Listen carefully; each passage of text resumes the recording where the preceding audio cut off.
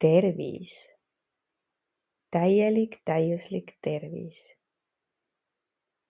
Mis on täieliku, täiusliku tervise saladus? Kõigepealt tuleb endalt küsida, mis on tervis minu jaoks?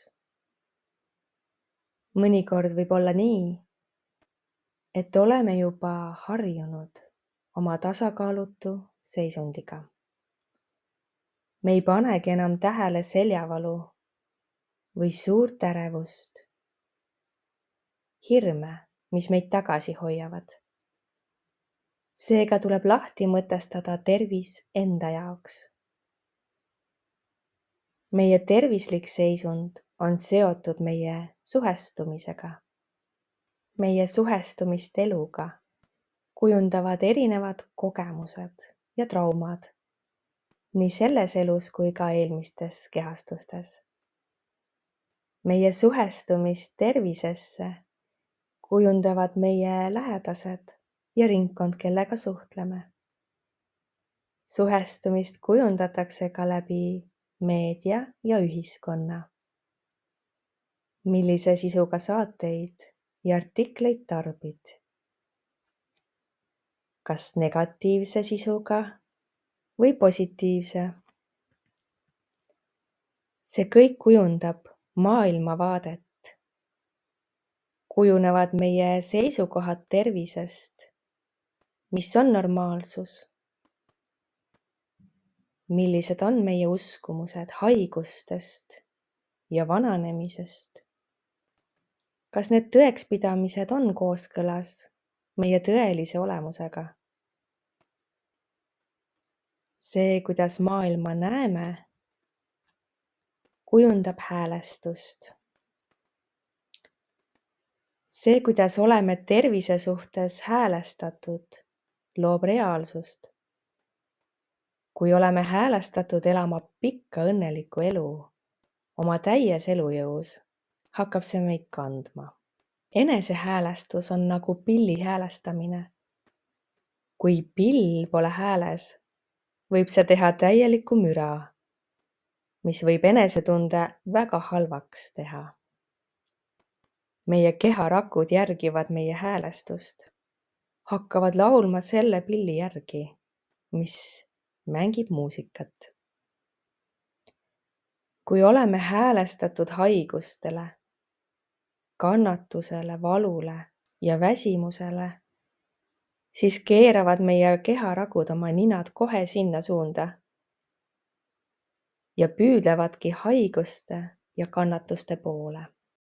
Kui oleme häälestatud tugevale tervisele, siis oleme vitaalsed, ükskõik mis vanuses.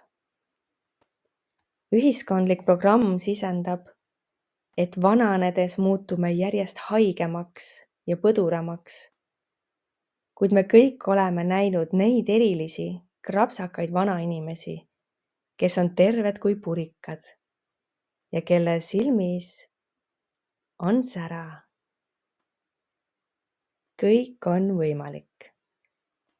Lisaks õigele häälestusele on oluline elav ja puhas, just meid toetav, vajaduspõhine toit.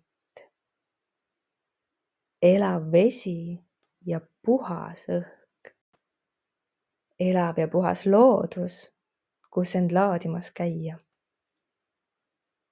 Kosutav ja toetav uni, mis taastab meie kehatasandi. Mõõdukas päike või tulepaiste talveperioodil. Lisaks on võimalik oma keha toetada erinevate raviviisidega. Näiteks ravimtaimedega, massaažiga või reikiga, puhaste eeterlike õlidega, homopaatiaga, helidega.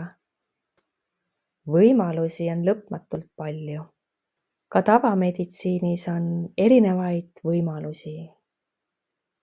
Ka seal on looduslikumaid variante olemas, mille vahel valida.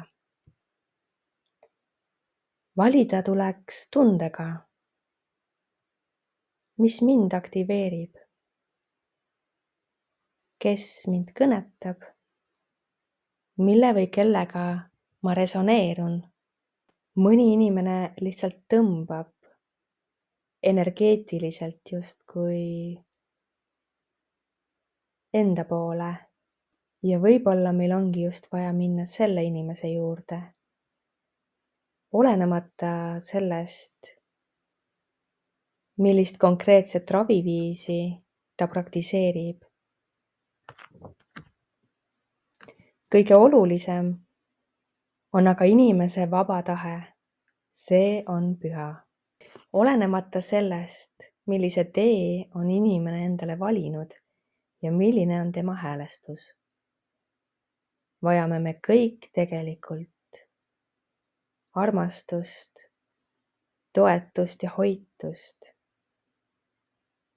Seega pakume seda ise maailmale ja see tuleb meile ringiga tagasi, sest see loob suhestumist meie enda sees. Mul oli väga tore seda videot teha ja ma loodan, et teil oli sama tore seda kuulata. Aitäh!